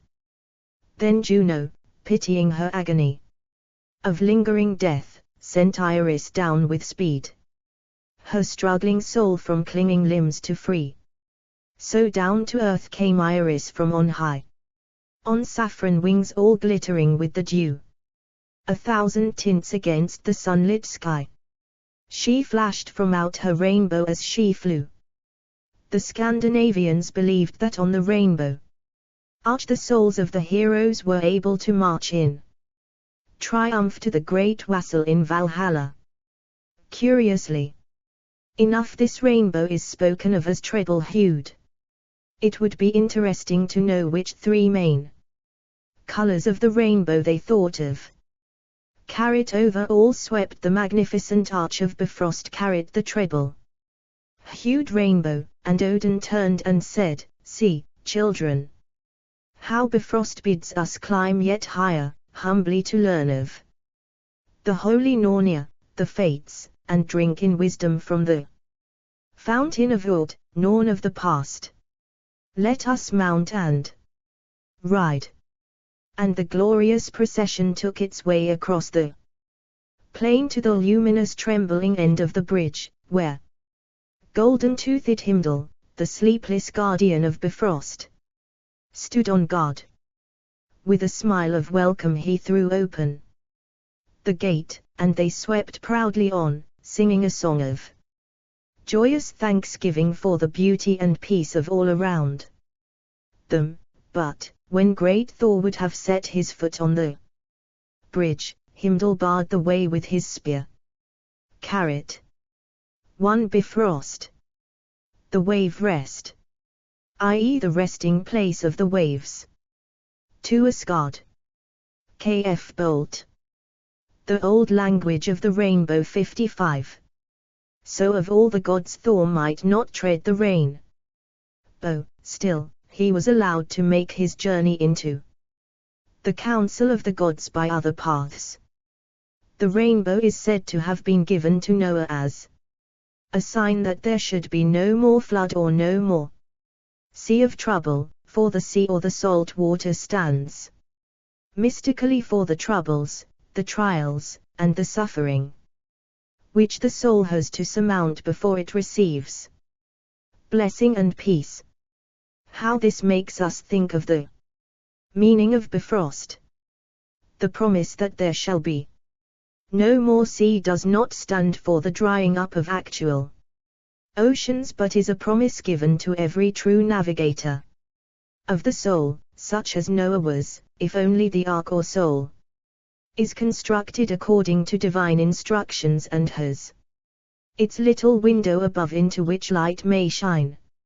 In the symbolismofcolou00mcca builds a magic boat, but forgets the last 3 words of his enchantment, and so he cannot complete the boat.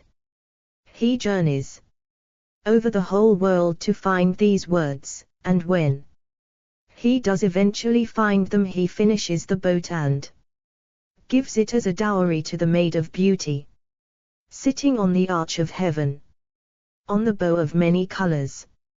Among the Peruvians the rainbow was worshipped under the name of Chusiku.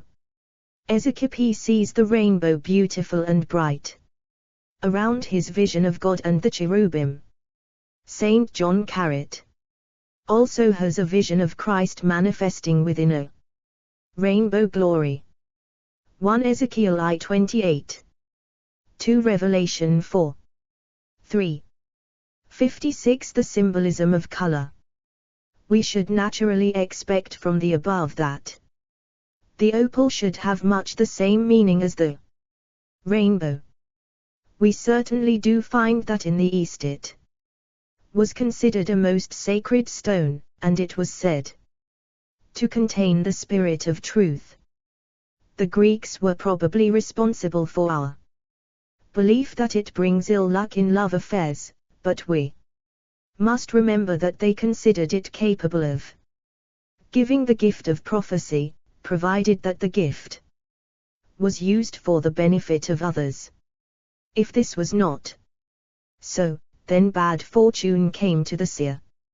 Joseph's coat of many colors has been said to have been a sign of all blessing, but we must remember that there is considerable doubt concerning the context of this passage.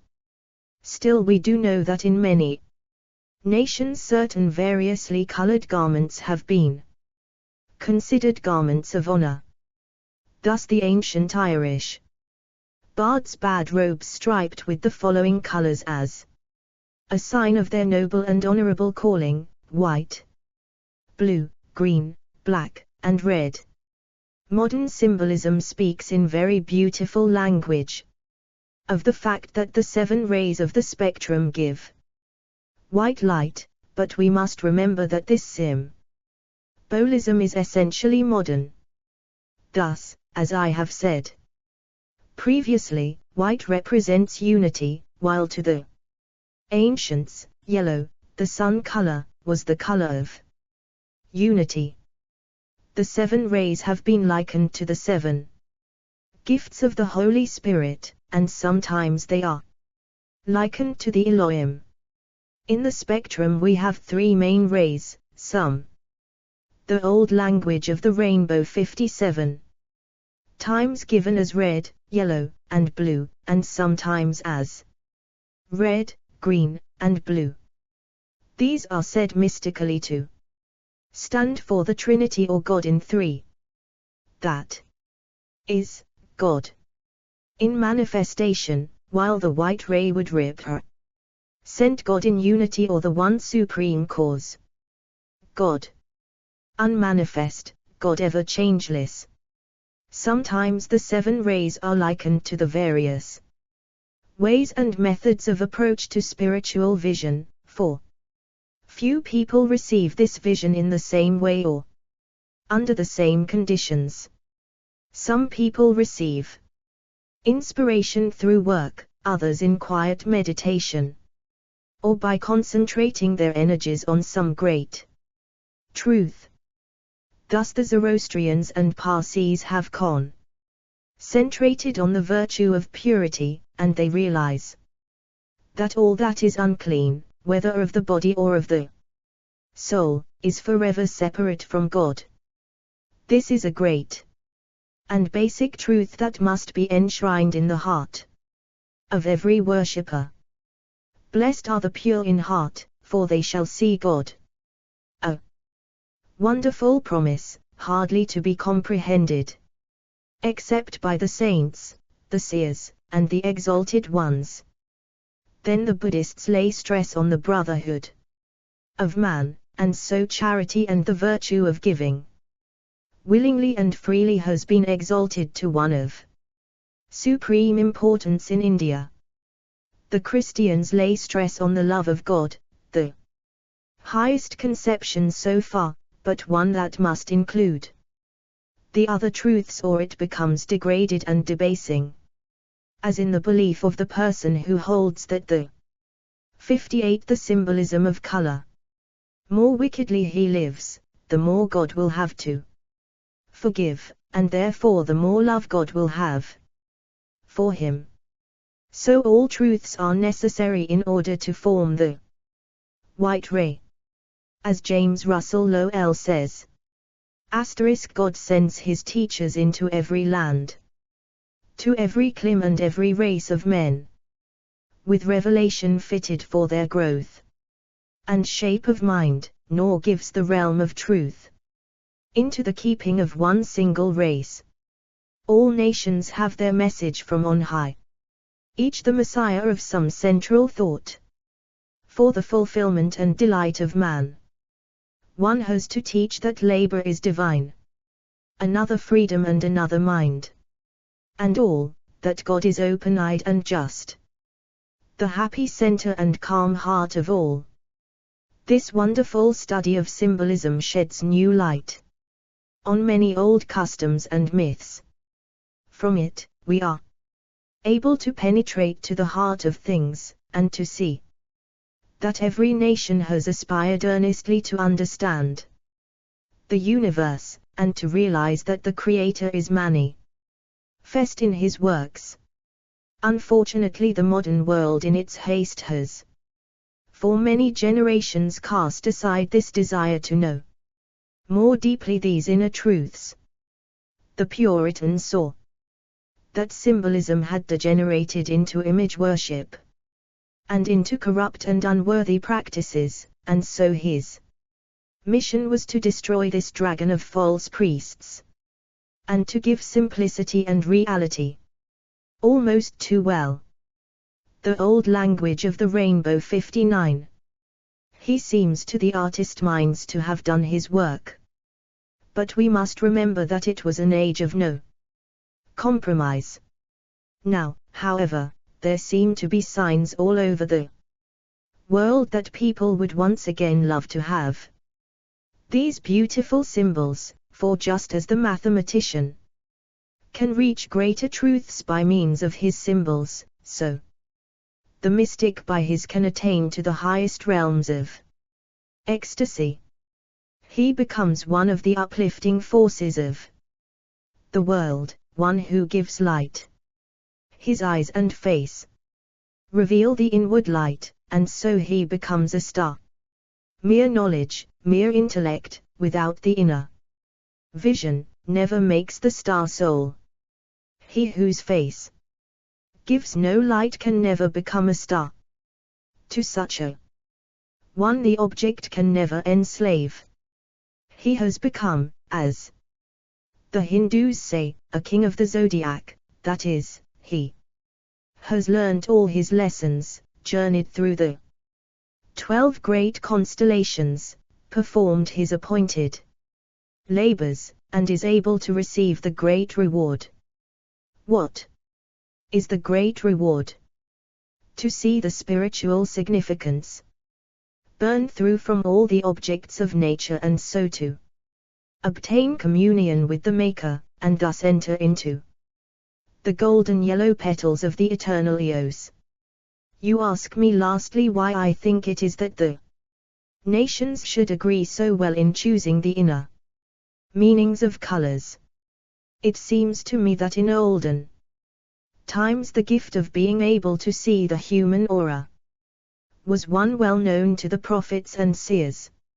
Now, once a person has this gift, it is very easy to connect the type of person exhaling the aura with particular 60 the symbolism of color qualities.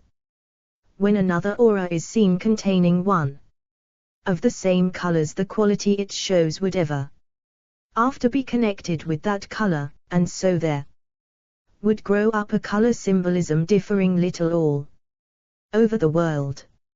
Many of the most successful color healers of today see the human aura, and according to the beauty of the colors they see the beauty of the mind, and according to the lack of beautiful coloration they see illness and wrongdoing. Still, it must be borne in mind that the wrongdoer even in health cannot attain so beautiful or refined an aura as the good man. In sickness the colors of the latter are grayish in value, whereas the colors of the evil man are muddy looking. It is indeed a great subject, proving that the physicians of the future must minister to the soul as well as the body. The world awaits them. Appendices. Appendix I. Schools of Color, p. 25. In these ancient schools of color the students of seership concentrated for, sometimes, years on the truths coming to them from a given color. Of the Persian Sufis there are said to have been 4 colors. 1 gold school, where all the beauty and majesty of the inner symbolism of the sun color was to glorify their souls. 2 green school, where they learnt of immortality and the need of ever serving the Maker. 3 black school, where they pondered on the mysteries of God and learnt wisdom thereby. 4 white school, where as full initiates they knew the joy of God. There have also been rosaries of symbolic colors. Roses and prayers seem to have some connection in nearly all great religions, hence the color of the rose was to denote a prayer or deep desire for the quality symbolized by the rose. 61. 62. The symbolism of color. Appendix 2. The colors of the planets, p. 25. This is a subject on which research gives variable results. In recent years Mr. Alan Leo, perhaps the greatest modern exponent of astrology, assigned the following colors to the planets: Sun, orange; Moon, violet; Mercury, yellow; Venus, blue; Mars, red; Jupiter, indigo; Saturn, green. A list perhaps more in harmony with the ancient beliefs is the one given below.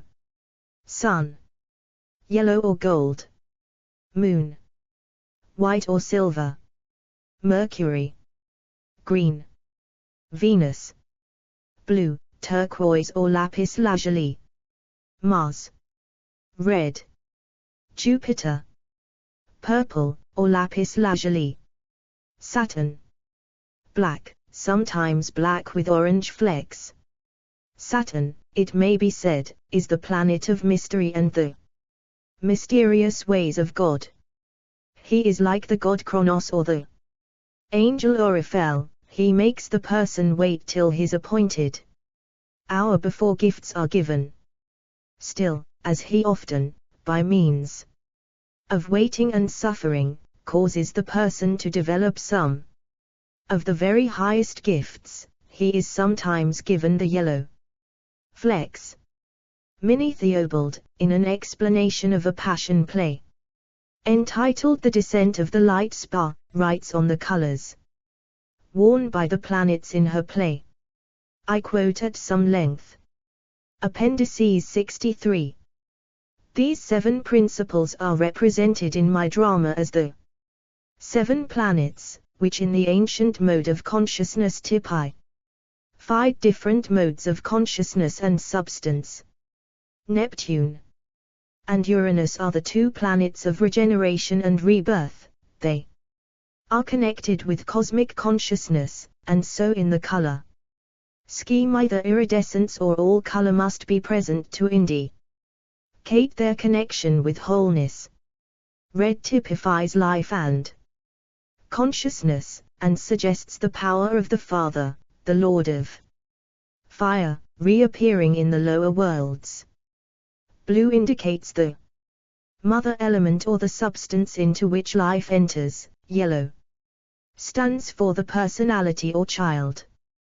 Color is language. Any planet may be represented by any color, it depends upon the particular activity of the particular planetary spirit to be portrayed. In this drama Mercury or memory, the messenger between time and eternity, wears red, for he is carrying life and consciousness down to the cross of matter.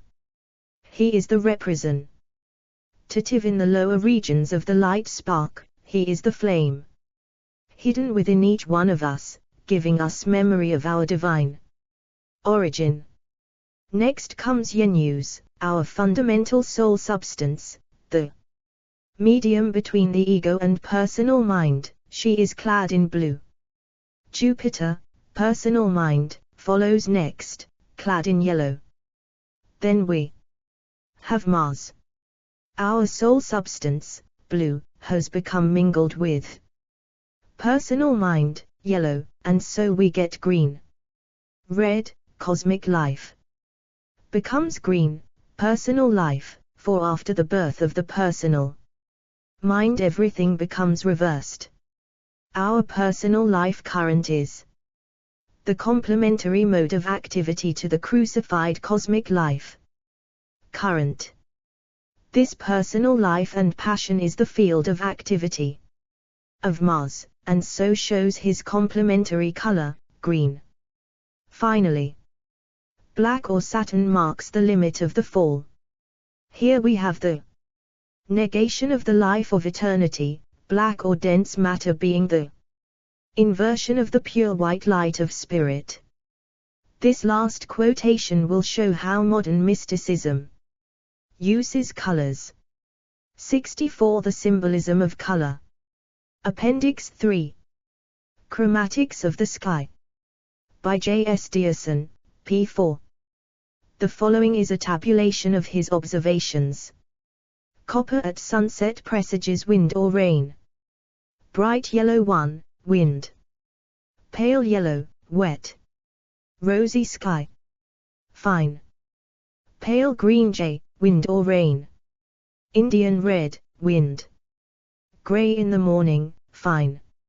Red 5, wind or rain. Dark blue, wind. Bright blue. Fine. A high dawn, 1 wind. A low dawn, fine. Appendix 4. Yellow, p. 15. Yellow is still a non-canonical color in the Church. Blue is also non-canonical. The 5 canonical colors are: 1. White used at Easter, Christmas, circumcision, and Epiphany. 2. Red at Exaltation and Invention of Cross, Pentecost, and Feasts of Martyrs. 3. Violet on Ash Wednesday, Lent, Septuagesima, Quinquagesima, and Advent. 4. Black on Good Friday. 5. Green on ordinary Sundays and weekdays. Appendices 65. Appendix V. Color and form, p. 4. Since color is vibration, it is easy to see that it must also give form. Some of the most beautiful designs in the world have been produced by vibration. In his great book on color, Babbitt takes red, yellow, and blue and gives them the forms of the triangle, the hexagon, and the circle. The triangle has the sharpest corners, thus it is appropriate to the energizing fiery red. The circle, with no corners, represents the calm indwelling blue, and the yellow, which has energy and yet peace, partakes of the hexagon, which still has angles but yet approaches the shape of the circle. Appendix 6, p4. M. Camille Flammarion has made many interesting experiments on the growth of plants under different colored rays. In one experiment he took young lettuces from the same plot of ground, and all the same size. His results showed that under red glass lettuce grows 4 times as quickly as in direct sunlight. Green slightly quicker than in sunlight.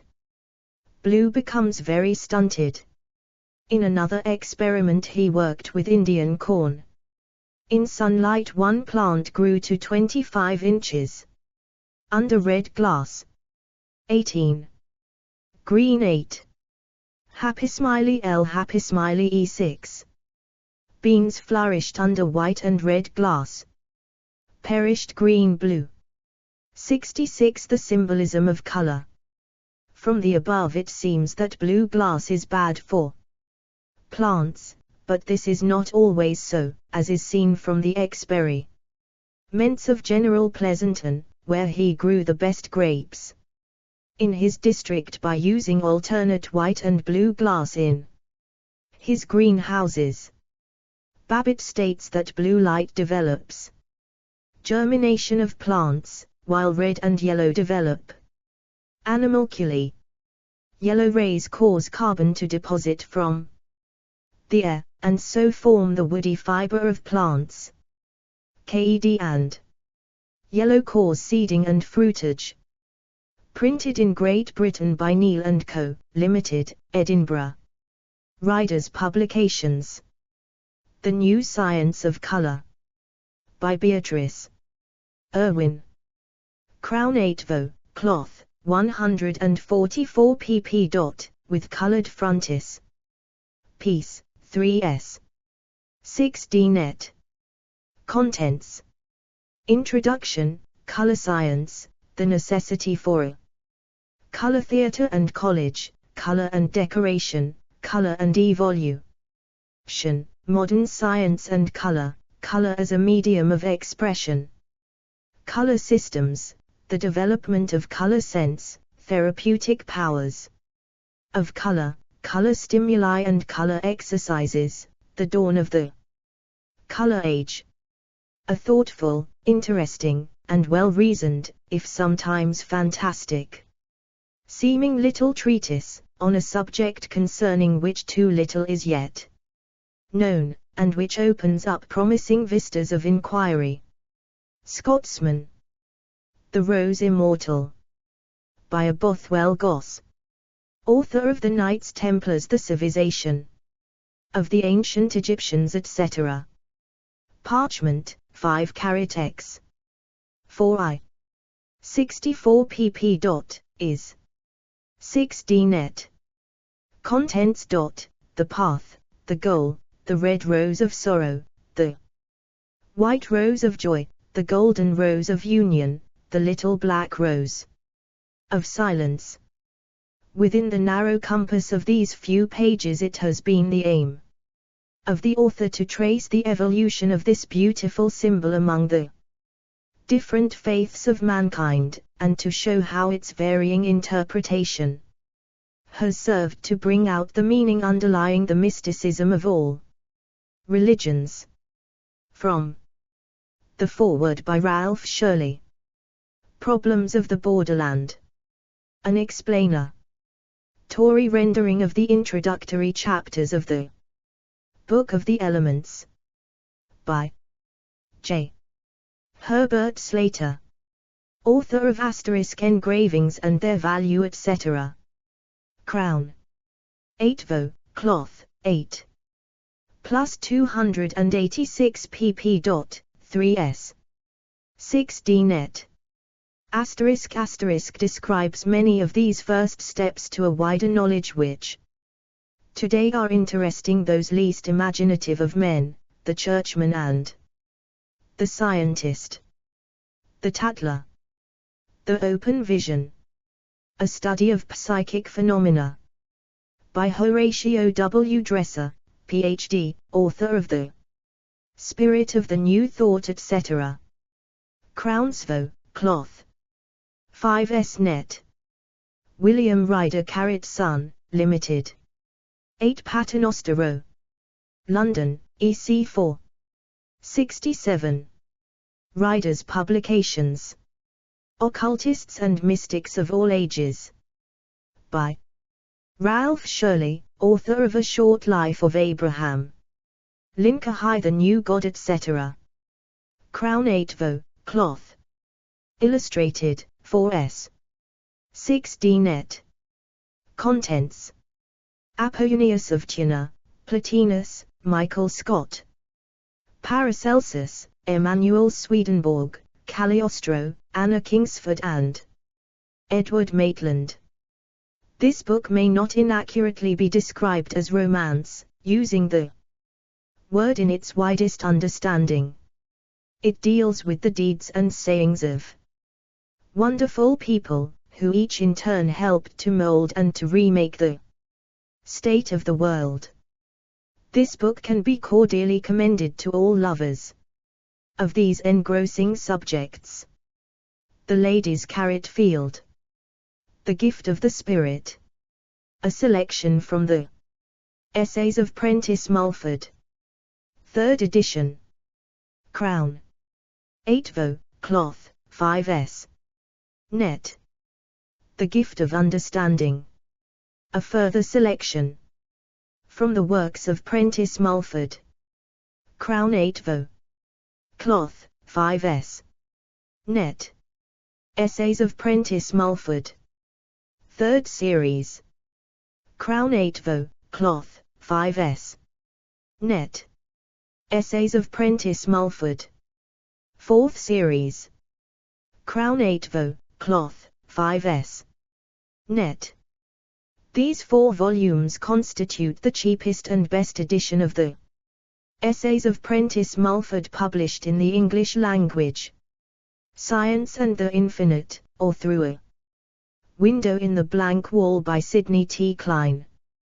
Crownsvo, 183 pp. Cloth, 4s. 6d net. *. This book is of an importance which I think it would be hard to overrate. The 2 main religious tendencies of today are towards science and mysticism. Mr. Klein unites the 2. English Review. Master Keys of Life and Death. By Captain Carey, R.N. Crownsvo, 3s. 6d net. ** Master Keys explains in simple English the occult teachings of Theosophy and Spiritualism concerning life and death. William Ryder and Son, Limited. 8 Paternoster Row, London, EC4. 68. Happy smiley carrot, happy smiley I carrot I 5 carrot. MX. Brigham Young University. 3 1197 00683. 7451. Date due. All library items are subject to recall at any time. December. /IDs. Brigham Young University. Carrot.